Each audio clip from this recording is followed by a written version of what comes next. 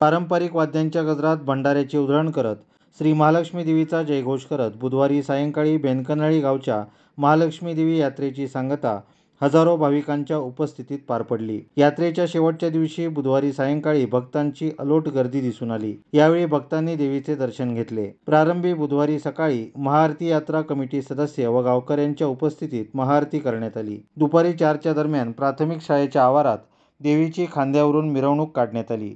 त्यानंतर मातंगीला अग्नी देण्यात आला। पारंपरिक वाद्यांच्या गजरात बेनकनळी गावच्या पूर्वेला असलेल्या सीमेवर देवीचे प्रस्थान झाले। मानकऱ्यांचा विधी झाल्यानंतर सीमेवर या यात्रा उत्सवाची सांगता करण्यात आली।